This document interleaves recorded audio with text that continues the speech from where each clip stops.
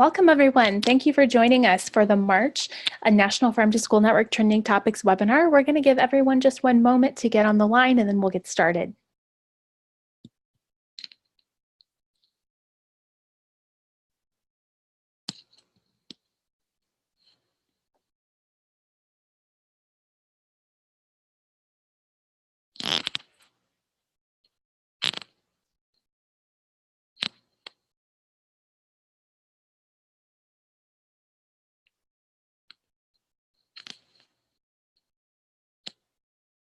Welcome everyone. Thanks for joining us. We're just going to give it one more moment for folks to jump on the line and then we'll get started with our webinar today.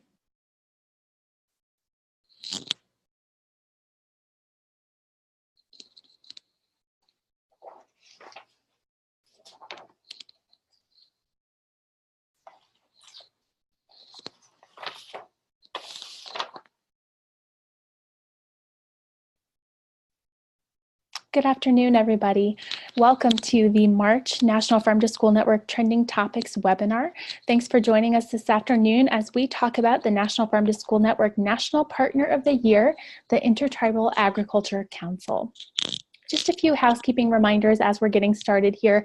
This webinar will be recorded and available for future viewing on the National Farm to School Network Resource Database.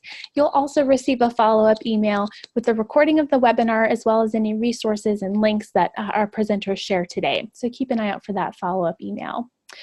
All of our attendees are in listen-only mode at this time, so please do feel free to enter your question and answers in the question and answer box, and we'll have plenty of time for Kelsey to respond to questions and have some discussion at the end of the session today. So let's go ahead and get started with our webinar. I'd like to introduce myself. My name's Lacey Stevens, and I'm a program manager with the National Farm to School Network, and I'll be your host and facilitator for today's session. For those of you who may be joining us for the first time, welcome, and I'd like to introduce you to the National Farm to School Network. The National Farm to School Network is an information, advocacy, and networking hub for communities working to bring local food sourcing, gardens, and food and agriculture education into schools and early care and education settings. We're built on this network structure of national staff, over 200 core and supporting partner organizations in every state, DC, and several of the territories as well, and over 20,000 members across the country. I invite you to check out our webpage and learn more about our network and find partners in your state to connect with in the Our Network section at farmtoschool.org. I'd also like to invite you to our upcoming Child Nutrition Reauthorization listening sessions. We are gearing up for child nutrition reauthorization that may be on the horizon this year, and we want to make sure that we're hearing from all our stakeholders about priorities, especially around farm to school and farm to early care and education within the child nutrition reauthorization. So you'll receive links to register for these sessions. We'd invite you to join us to one of these sessions to share your input and help us prioritize our work around child nutrition reauthorization. So with that background, I'd love to jump into our topic of the day, the National Farm to School Network National Partner of the Year. As many of you know, Farm to School really sits at this intersection of sectors and partnerships. And partnerships are integral to the success and really essential to the growth and long-term sustainability of the Farm to School and Farm to Early Care and Education movement. And to help us to meet these goals around partnership and engagement of diverse audiences, we started a program called the National Partner of the Year in 2017. This allows us to really dig deepen our engagement, and develop more intensive and focused partnerships with a target organization and a target sector. So our National Partner of the Year partnership offers us this opportunity to strategically collaborate to help expand farm to school and develop new engaged relationships with stakeholders across the country. So through this National Partner of the Year program, we select one organization each year to deepen this partnership. And we do that by connecting our diverse constituents, by sharing our communications and sharing resources and tools throughout our distinct organizational communications networks, and sharing activities. So working together and partnering on webinars, partnering on events, and attending one another's events. We develop shared resources to communicate about the partnership opportunities, and we also look for parallel policy opportunities to explore together. So our past National Partner of the Years include the School Nutrition Association, and that was in 2017, and in 2018, the National Education Association. And the development of these relationships have really allowed us to deepen our engagement with school nutrition and then now with the educational groups and educators across the country.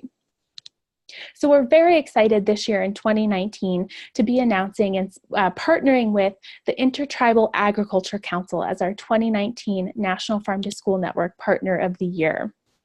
And so through this partnership, we have the opportunity to deepen this connection with the Intertribal Agricultural Council and really expand and grow in a sustainable way farm to school in Native communities. And we aim to do that by exploring both programmatic and policy opportunities with the Intertribal Agricultural Council. We'll be attending one another's trainings and events. We have the National Farm to School Network annual meeting coming up in a few months, and the Intertribal Agricultural Council will be joining us to partner in presenting workshops and panels at that meeting. One of the great opportunities we have is looking to support youth leadership development in farm to school. And we'll be working with Intertribal Agricultural Council to develop a training program for their Native Youth Food Sovereignty Alliance to help support Native youth leadership in farm to school. Through all of these partnerships, we'll have the opportunity to identify and share out key learnings and resources so that integration and this partnership and opportunities within Native communities continue to grow.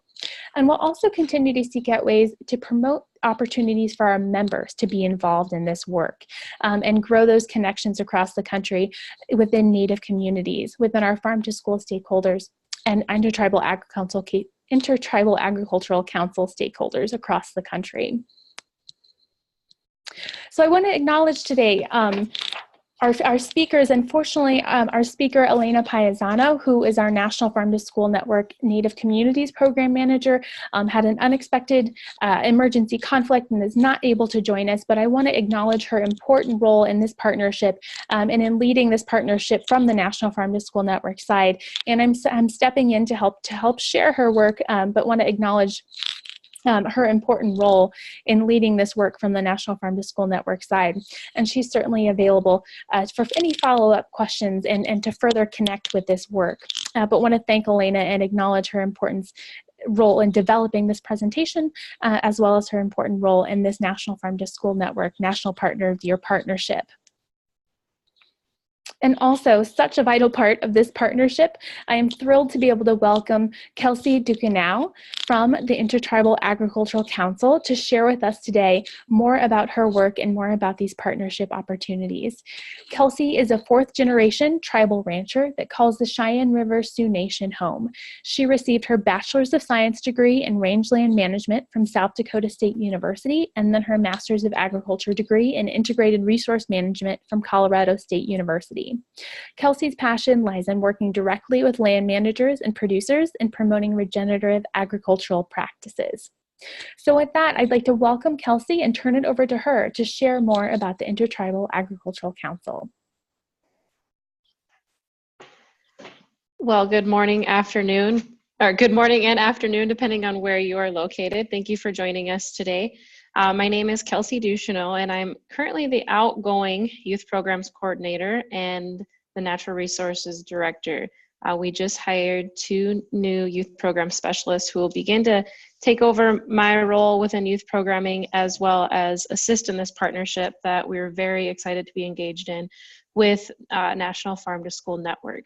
So I'm just going to go ahead and give you guys kind of an overview of what it is that the Intertribal Agriculture Council does. And as you'll see as we step through these slides, that every single presence of Intertribal Agriculture Council within the tribal communities across the country will vary from one community to the next, because we really try to recognize that Indian country is not a one-size-fits-all answer. We need to adapt and be flexible to fit the needs of the communities, and our job here at the IAC is really to try to serve as a liaison and a voice for those communities to better connect our communities with the resources that are available. And we're very excited to be able to assist in this process alongside NFSN in the coming year.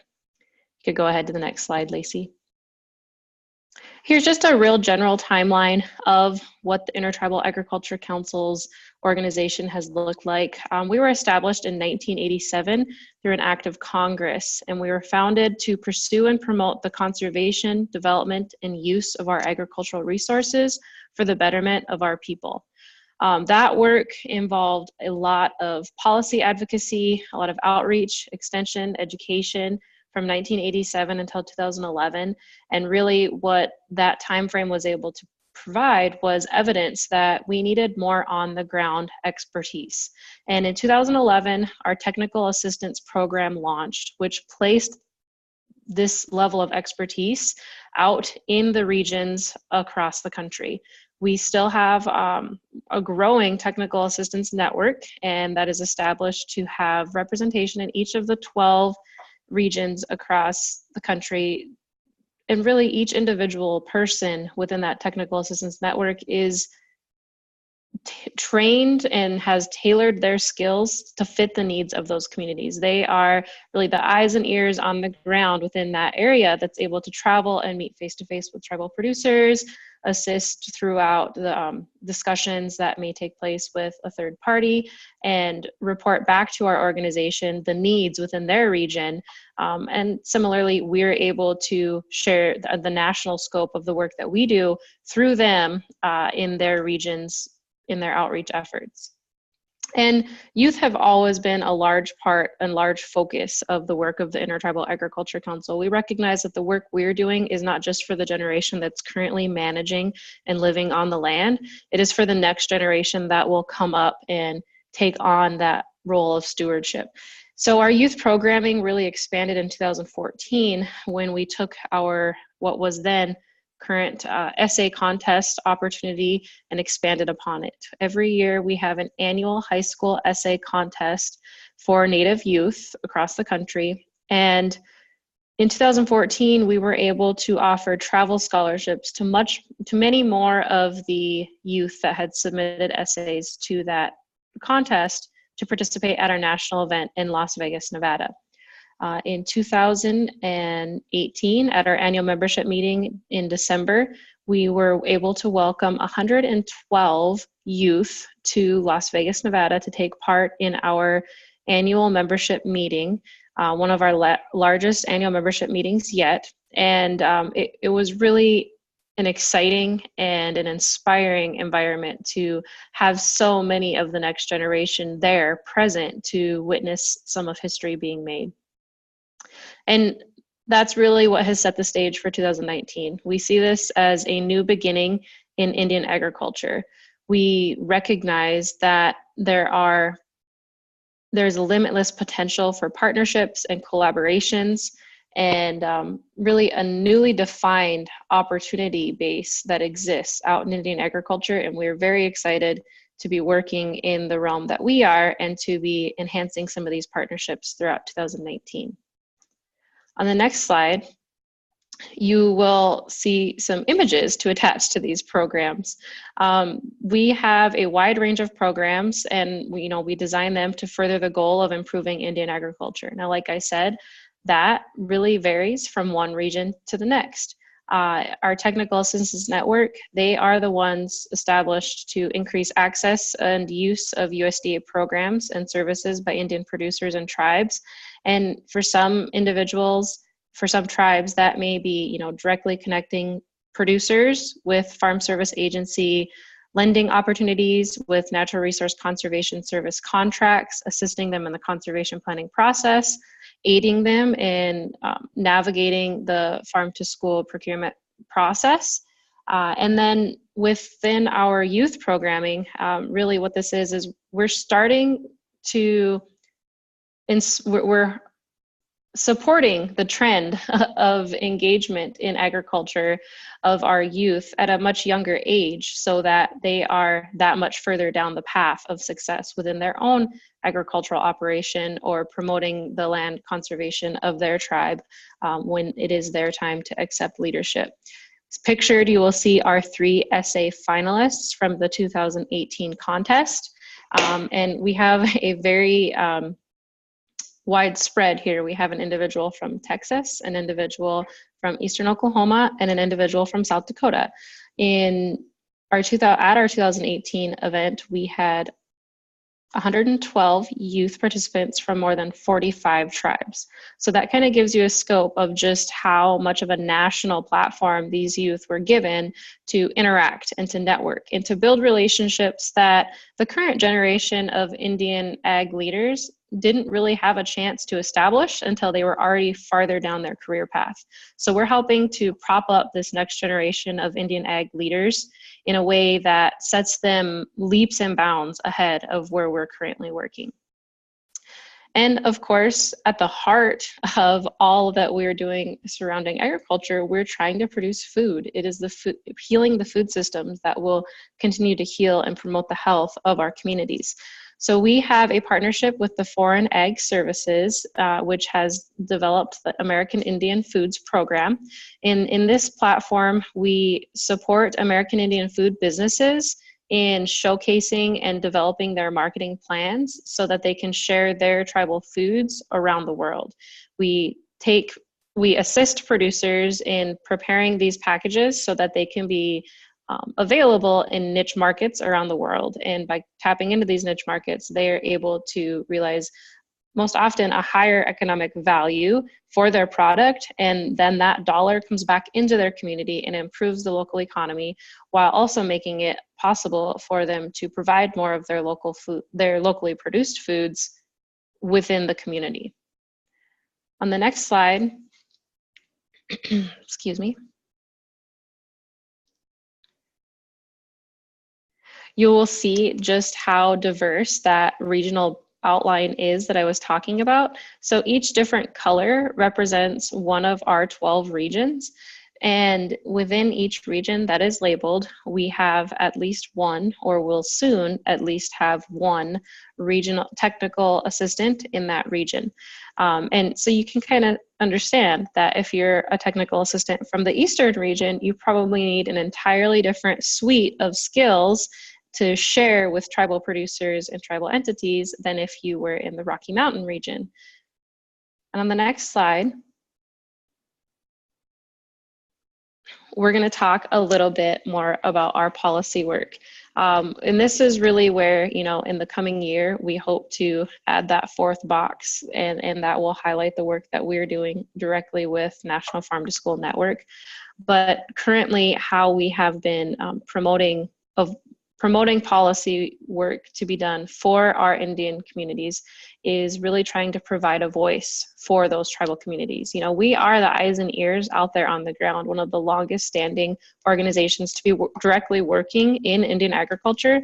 And we want to make sure that our historical presence within that community, that relationship that we've fostered with these communities, allows us to share their concerns and their priorities at that national level. We work directly with promoting appropriate use of natural resources on Indian lands, and we also work with market development through our Made and Produced American Indians trademark. Additionally, we are always very strong advocates for tribal communities in the Farm Bill. With the recent Farm Bill being passed, we're very happy with the level of tribal inclusion or tribal input that seems to be included into the 2018 Farm Bill. The coolest part about our national advocacy, in my opinion, and I may be biased, is the level of youth engagement we are working to inspire. And I tell you what, it's not a whole lot of work. Our youth leadership pipeline, which we've started to really call it lately, they're rising to the occasion of leadership at a younger and younger age, because we've presented to them something that they can be very passionate about, and we've showed them the ways they can be leaders within their community. And they're recognizing that sometimes the answers to the problems or the issues that are created in their community, the source of that is beyond their community, and they're ready to rise up to the challenge of national advocacy work. In 2018, we are actually able to send 12 of our youth leaders to DC on the Hill to lobby for the efforts of the Native Farm Bill Coalition, and they did an absolutely phenomenal job. Go ahead and go to the next slide, please, Lacey. And so then I'm going to brag a little bit more on our youth programming. We have currently reached more than 650 youth across all of the 12 BIA regions. I don't have our recent tally of tribal representation within that 650 youth updated from our annual membership meeting yet. However, prior to our 2018 annual membership meeting, we had over 150 tribes represented within that group of youth that are engaged in our programming. We've had 18 regional events between 2016 and 2018. We are, aiming for out of the park this year, and we're planning for 12 regional events in 2019. Now, how our youth programming is designed is to have regional and local level access to youth leadership development opportunities in the form of 1 to 3, sometimes 4-day conferences designed specifically for youth. And we kind of put up a barrier, actually. And if you're over the age range of what we're recruiting for, we say, sorry, you can't come. We try to create this really level playing field of youth from several tribes throughout the region to just participate and engage and step out of their comfort zone without the influence of a whole lot of adult presence. Now, what this has required is tapping into our more veteran youth that have already participated in our events, but bringing them back into this setting as the instructors and the educators, the individuals that are really doing the inspiring. We've found that peer-led and peer-driven youth programming is most successful. It helps youth to really envision themselves as that leader in the front of the room talking about a farm service agency youth loan, when the individual that's right in front of them in front of the room is similar to their age. And we have a national influence for Indian country. We have been involved in 18 national leadership events and outreach opportunities. Now, this number involves the Farm Bill outreach that I was explaining just the slide before about what our youth have been involved in. We've also had our youth do similar outreach events at National Cattlemen's Association meetings and U.S. Cattlemen's Association and National Congress of American Indians, and just various, Future Farmers of America national convenings, and as well as our national youth leadership events. Now, these conferences that we coordinate are designed to be the extensive national scope version of the regional youth leadership events. They are 5 to 10 days in time frame, and they are usually held in a location that helps them to interact in the next phase of their life, what their next phase of their life's world is going to look like. For instance, we partner with the University of Arkansas's Indigenous Food and Agriculture Initiative in their annual youth leadership event that they have every summer that is specific for Native youth, that is housed in Fayetteville, Arkansas, and housed right there on the campus of University of Arkansas, actually. So we get to take high school age students into this college campus setting and provide them that atmosphere, that understanding of what the next phase of their life is going to feel like, while also supporting them through that intimidating setting through our leadership development and team building activities that are scheduled throughout the week. Additional to that, I alluded to earlier, our annual membership meeting, which we have every year in Las Vegas, Nevada in the month of December.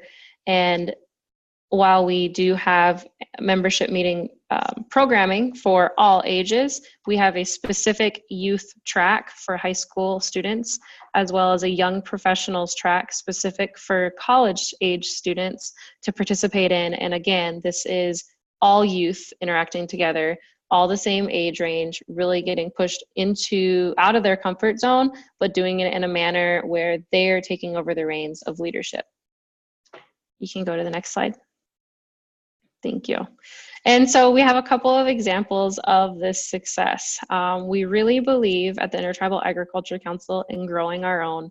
And by that, we mean we put our stamp of approval on the youth programming that we have developed to the point of it being where we recruit for our open vacancies. Our youth program, our youth coordinator role was split into 2 youth program specialist positions just recently. And we knew that without a doubt, the individuals that would be best fit to fulfill this obligation and this commitment to continuing to expand and enhance our programming existed right within our pipeline, and we were correct. We were able to hire Azalea Yazi, from a member of the Blackfeet and Dene tribes, and Zachary Ilbery, a member of the Cherokee Nation, to fulfill these roles. They started Monday, and so they're still kind of in the onboarding phase, but they've already hit the ground running. They've been creating more work for me, which is a good thing because they're asking questions that I have not thought to ask in recent months, and they are engaging in conversations that I didn't have the capacity to do. So I 100% expect them to blow the progress that I was able to make over the past couple of years with youth programming out of the water. And one example of them wanting to, engage in communications that I had not thought of is them interacting directly with Elena and the National Farm to School Network at our annual membership meeting in December. And that's really where a large component of our deliverables in this partnership came to be. It was from the conversations that Elena had with our youth leaders. And, they said, what we really need is assistance in developing a toolkit that we can do outreach and advocacy for. And we need to make sure that our voice is heard and that we are able to share the health needs of our community with NFSN and to bring NFSN's expertise into our community. And it was really inspiring to see them take on that networking opportunity and attach action items to it. And I think if Elena was on the line, she would agree that they are holding everybody to delivering on those action items, as they are very excited for what the future of their community looks like. You can go ahead onto the next slide. I could go on forever about success stories with our youth, but we're limited to time here, so I will end there. Zach and Azalea, we're very happy to have you on board. So our process, incredibly simplified here. First of all, what we work to do as an organization is, I should have a step 0, but what step 0 is, you have to create that relationship within the community, and especially in interacting within tribal communities, it often takes much, much longer to gain that level of trust where you can build that relationship, where a progressive approach to collaborating on improvements within the community can take place. And I know that Elena would agree. So step 1 is, after we've built that relationship, we begin to assist the community in figuring out what are their needs and what are their goals. Do their needs match up with their goals, or do we need to tend to the needs while also building a separate set of deliverables that will help them to reach their goals? The second phase is really identifying the available programming that is going to allow them to achieve those goals, whether that is understanding that they are needing a facilities loan to be funded in order to have a community building where they can do community engagement activities, or if it is working individually with a tribal producer who is needing refinanced with more equitable lending terms, perhaps through the Farm Service Agency, or if it is a tribal ranch that is wanting to improve their productivity of their grasslands and they need some conservation planning assistance with the Intertribal Agriculture Council and with the Natural Resource Conservation Service. That's what we're supposed to be able to provide. We have to have kind of our pulse on the opportunities that exist out there, the programs that are available, the funding opportunities that can fill the needs of the communities within our scope. Step 3 is evaluating and collaborating on the next phase of goals. And I feel like within this new era of Indian agriculture that we're starting to see, we're really going to be able to expand on steps 3 and 4. We've really, since the development of the Technical Assistance Network, been doing a lot of outreach, a lot of education, a lot of extension, a lot of establishment. And in this new era that we're starting to see, that establishment is really getting deep roots within the community, and its branches are starting to spread out very wide. And we're seeing collaboration on a whole new level within our tribal communities, and they're able to then see further beyond on their horizon. And we're re-identifying those goals, and we're outlining what the next phase of reaching those goals are.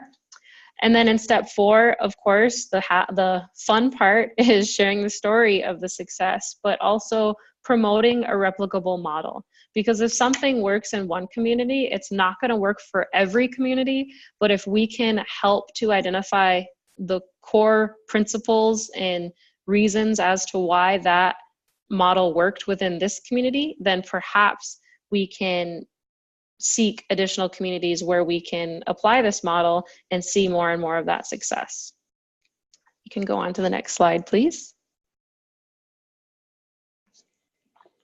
And here really is the Intertribal Agriculture Council recognizing that there is a need within that next phase of establishment.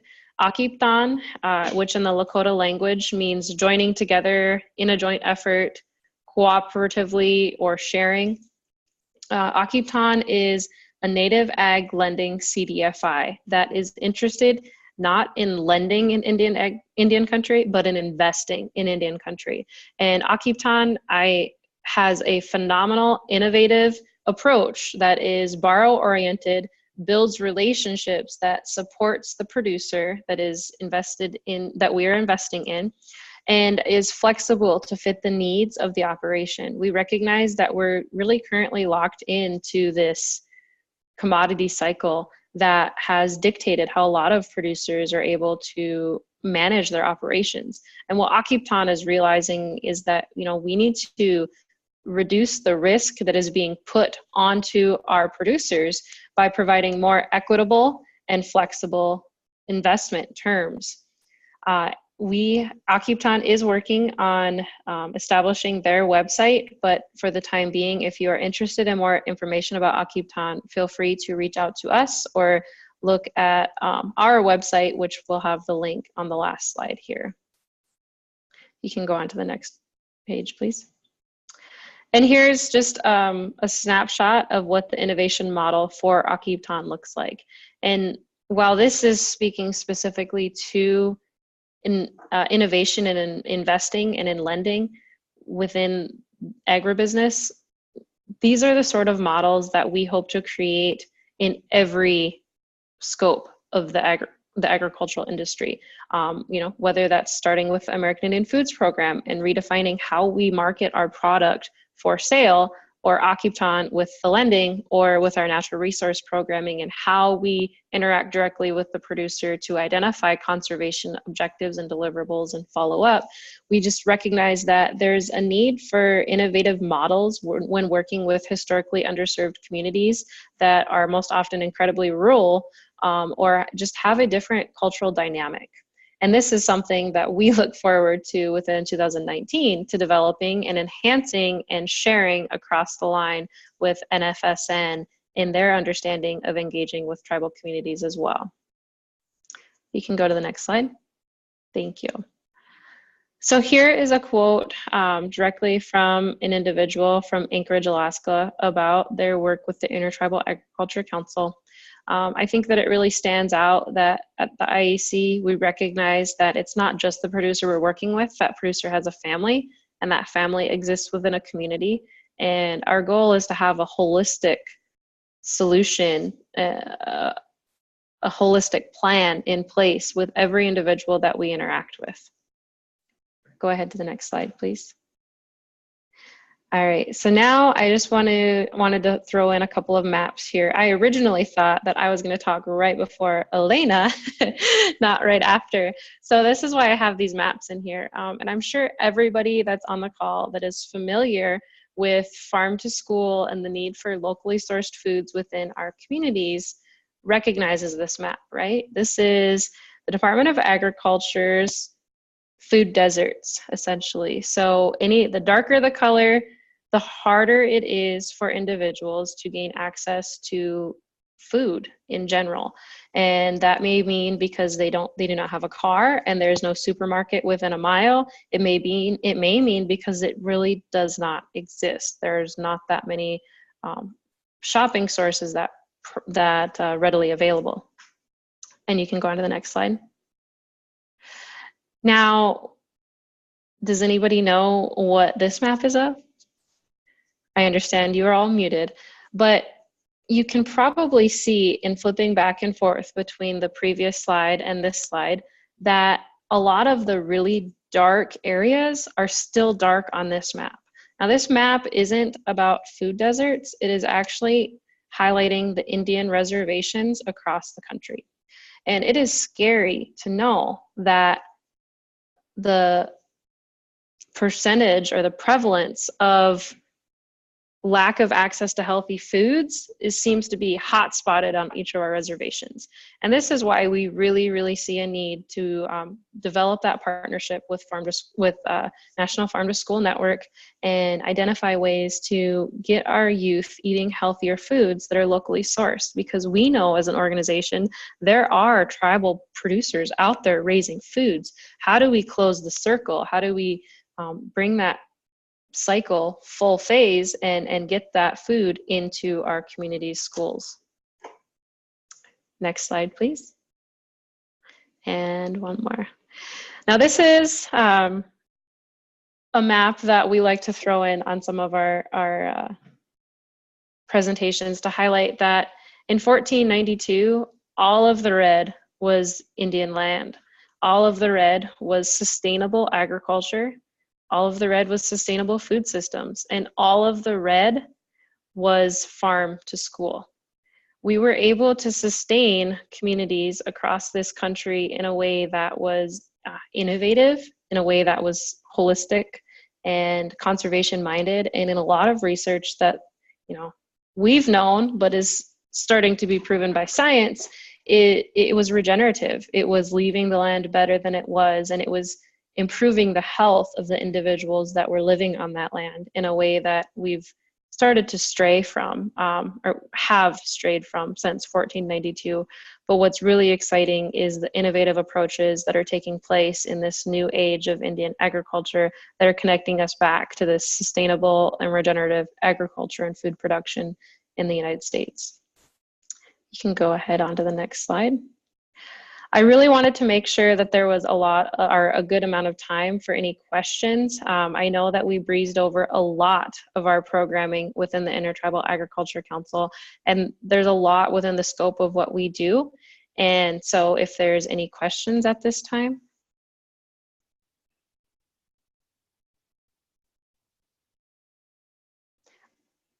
So I see a question from Andrew. Were you going to read it, Lacey? Or Thanks, Kelsey. Yes, I apologize. I was having trouble getting off mute there. But first, before we get to questions, I really just want to thank Kelsey for that fantastic overview. And as Kelsey said, there is so much that they are doing. And I think this really just scratched the surface and piqued interest in these various ways that you are working with and supporting and growing leadership in Native communities. And also these multiple ways that we as organizations will have the opportunity to connect and partner and grow. And I think that you really hit on these opportunities for our organizations to bring together our differing areas of expertise in our different communities that we work with to help identify those potential barriers and create real sustainable solutions for connecting Native farmers and schools. And I really appreciate, especially you hitting home this fact that, we had this National Partner of the Year structure, but what this partnership emerged from and the plans and the deliverables and what's going to be happening moving forward really came out of those youth leadership conversations. And I think that's so vital to that core of the partnership and to the core of the projects moving forward is that those came from the voice of the youth engagement. So appreciate you really hitting home those points, and am excited for National Farm to School Network and Intertribal Agricultural Council to be able to build on that foundation. So again, as you have questions, please put those into the question and answer box. We've got lots of time for discussion and for Kelsey to share a little bit more in depth about any of the areas that you'd be interested in hearing more about. The question that we have in the chat box now is, are the youth essays that you discussed earlier available for folks to be able to access and read online? Yeah, that's a great question. So in 2018, we actually received close to 180 essays submitted across the country. So we don't make every single essay that we receive available. However, what we did in 2017, when our essay topic centered around the discussion of the Farm Bill and what each individual youth's community needs to see in the Farm Bill. And these were phenomenal pieces from high school students across the country. They had innovative ideas as to how we can promote Farm Bill programming to better fit Indian agriculture. And we thought that their essays were so darn good that we ended up pulling them into a report.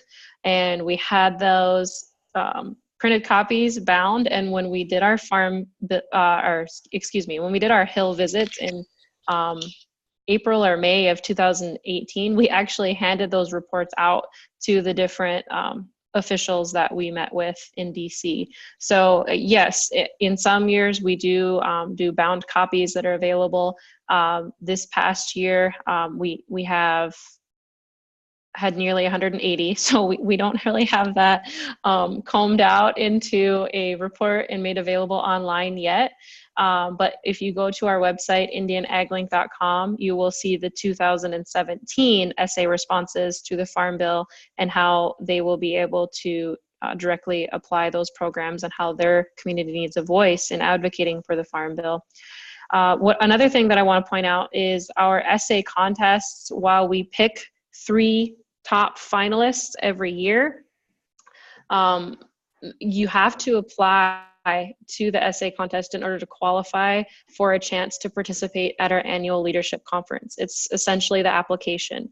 And the reason this caveat is placed is we recognize so much more investment into the opportunity.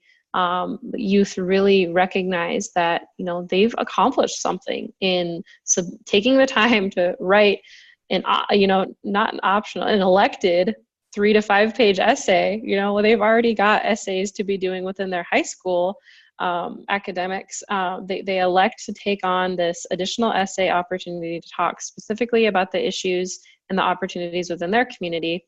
And what it does is it enters them to be selected as either one of our top 3 finalists or as a travel scholarship recipient. Now, the 112 youth that participated at our 2018 event, they were all travel scholarship recipients. So we covered the travel, the airfare, the lodging, and the meals for these individuals.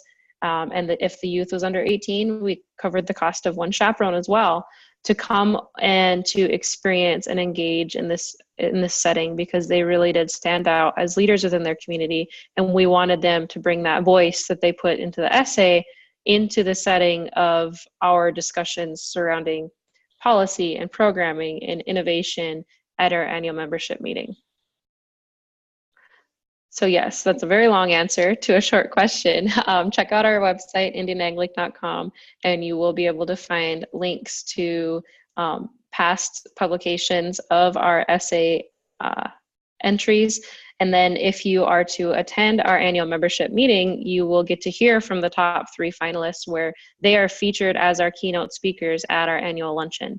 The 3 youth contest finalists actually get up in front of 700 people, and they share their remarks in the form of reading their essay and talking about what it was that they found in competing in the essay to be beneficial within their community. Great, Kelsey, and we'll make sure we send that link out for folks to access in the follow-up email too, so people can see those essays online, as well as potentially information about your membership meeting, if we could share that too. Absolutely. And you've touched on this quite a bit, but I'm wondering if you could give us a little bit more information as well about how youth are engaged in the planning and the development of both the regional meetings as well as the national meeting. Are they involved in the planning process, the selection of topics, the structure, and how you engage youth in that way? Yep, absolutely. So in 2014 was the first annual Native Youth in Food and Agriculture Leadership Summit at the University of Arkansas School of Law. And we were very engaged in promoting the outreach in the application process for this really first of its kind opportunity for Native youth to come together on a national level and to talk specifically about Indian agriculture. And from that, really, it was a 45 or 50 youth that participated that first year. And from our very first instance of offering this setting, we have seen commitment from those youth to engage. I believe Zachary Ilbury, one of our new youth program specialists, was at that very first event and has returned to every event since then to expand in his leadership. And that's really a similar path that a lot of the youth have taken, is trying to remain to stay involved. Now, we recognize that not every youth in rural America, in Indian country, is ready to jump on an airplane and travel to Arkansas for 10 days. It just is like unfathomable for a lot of youth. And so we decided that in addition to trying to mitigate the nerves of having to travel so far and be away from home for so far for this experience, and to also tailor our discussion to the regionally specific concerns or opportunities within tribal communities, we would develop regional youth leadership events. Now, this is designed, these started in 2016. So as we started to plan these events, we thought, who better to help us in guiding and shaping what these events look like than the youth that have been involved at the annual event in Arkansas every summer. So we started reaching out to the youth that were in the regions where we had secured funding to pull together these events. And, we just asked them, hey, would you be interested in taking on a leadership role and helping us to guide what this looks like? Would you be interested in serving as a student leader while you were there? Would you want to share any sort of presentation on your role as an Indian ag producer or an advocate for Indian agriculture? And I still don't think, I'm racking my brain, but I don't think I was ever once told no. You'll be surprised if you offer an opportunity that a youth is interested in, they're definitely not going to say no, especially if they trust in the work that you're trying to engage them in.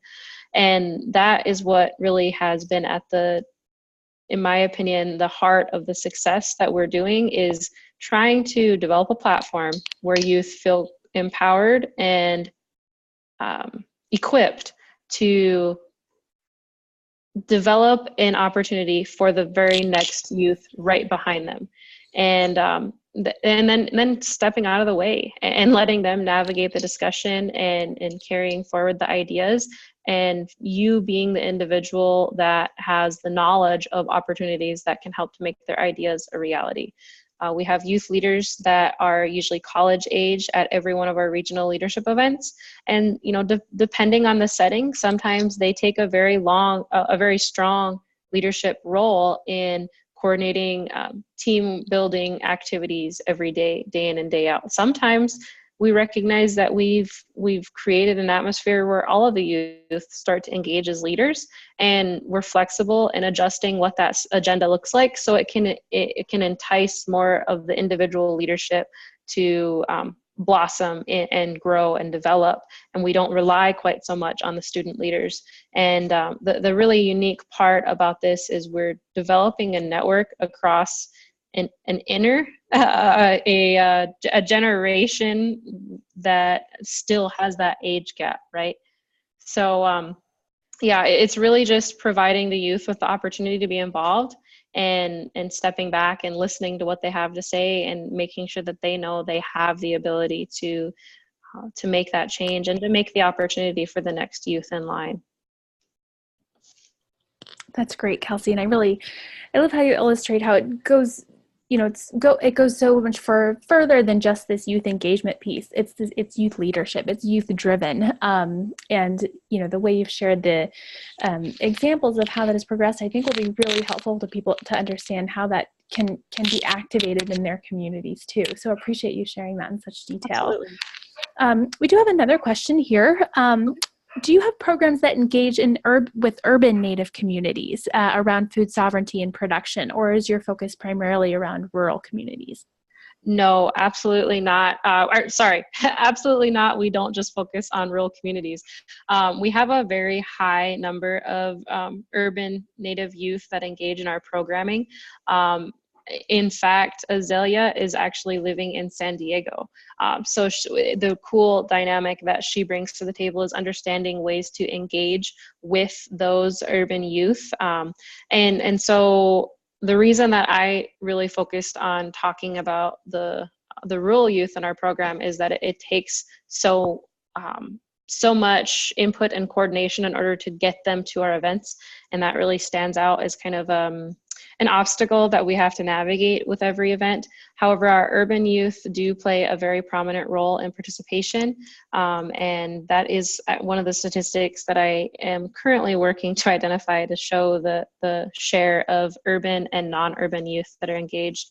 But we also, as soon as we find a Native-led or Native-centric organization within these urban communities, we really try to connect with them and make sure that they recognize we are here as a partner.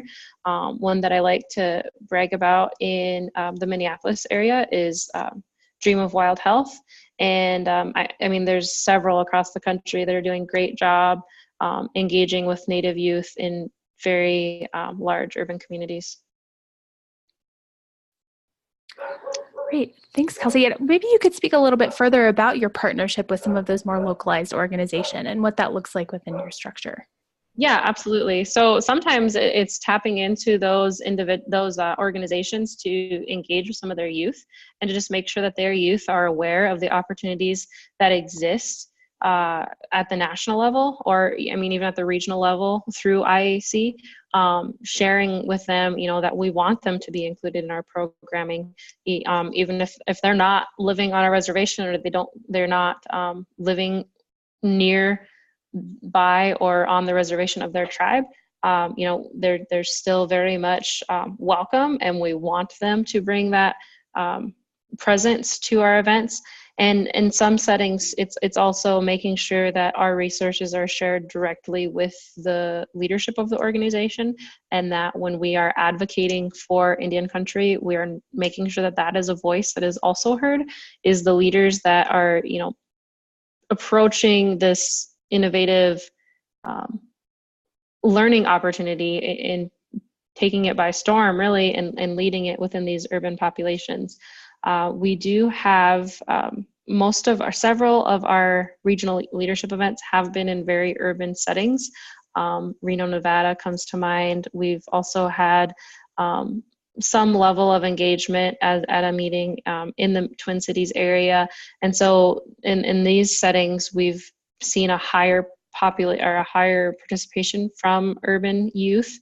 But we recognize that a lot of the disparities that are faced by urban and non-urban youth are similar.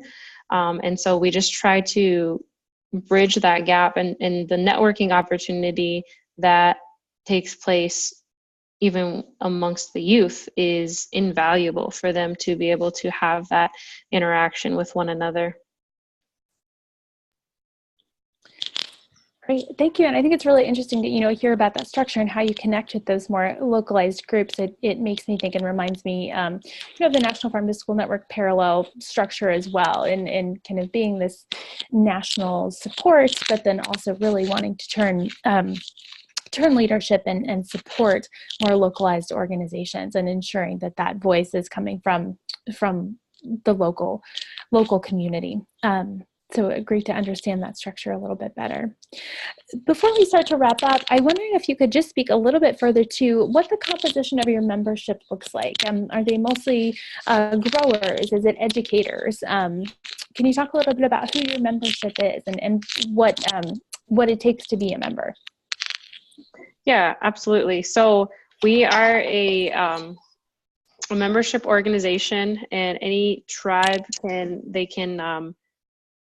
pay dues to be a member. It's a $200 membership fee, but basically we represent, while we are those individuals that are a member of our organization, help us to, what we say, draft our playbook. So they come together at our annual membership meeting, which is our annual conference, and they say, hey, these are the issues that are existing within my community. I'm coming to the IAC for support.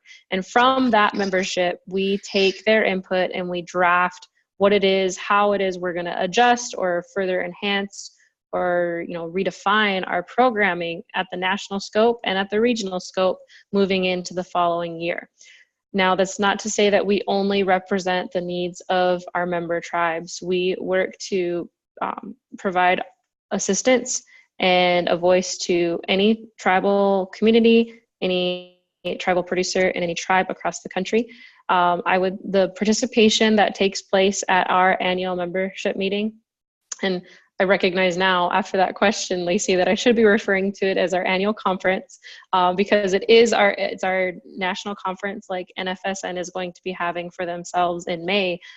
We have participation from USDA officials, we have participation from Extension, we have tribal producers, food growers, food sellers, a variety, a very diverse mix of representation as to what Indian agriculture looks like, from conservationists to the food growers to the individuals that are focused on the ag marketing side of things in the ag business realm. We have representation from, like I said, United States Department of Agriculture and their different agencies that are coming to the table, coming to this event, which we like to brag about as being one of the largest, or the largest gathering of American Indian producers in the country, to just engage in the discussion that's taking place. And at that platform, we work to identify the particular tribal producers or conservationists and extension agents that are really coming up with these innovative models that I've been referring to across Indian country, and that's their platform to share it with all of the individuals that are available or in participation, so that they can hopefully take it home to their community and we can see this ripple effect of success. Thanks for that background. That's really helpful to understand. And I want to thank everyone for joining us on the webinar today. A huge thanks to Kelsey for joining us to share the work, and also her patience in some of our last minute changes here. And I hope everyone enjoyed hearing about the Intertribal Agriculture Council work, as well as our partnership opportunities. And as we discussed earlier, this partnership between National Farm to School Network and Intertribal Agriculture Council is really just at its beginning. So as we move through the year and as we move through this partnership, there will be lots of opportunities for us to be sharing our learnings and approaches, and you'll be hearing a lot more from us in partnership. Kelsey, is there anything else you'd like to share before we wrap up? No, there isn't. Like everybody that's in this realm of work, we are here to provide any assistance, any discussion that you would like to have. We're happy to engage in. Feel free to reach out to me. If I don't know the answer, I've been told by my boss it is my job to find the answer or find the person that does. So please reach out, and I am very, very happy to assist in whatever way. And if that's just carrying on discussion, then let's do that, because that's how Elena and I started last April, and this is where we are now. So thank you all for joining us, and thank you NFSN for all of the work and for selecting us as your National Partner of the Year. We're very excited to be involved. Thank you, Kelsey. We're thrilled to have you as a partner. And we'll be sharing the recording of this webinar, as well as links and contact information for Kelsey in a follow-up email. So stay tuned for that. Thanks, everyone. Have a great afternoon, and thanks for joining us.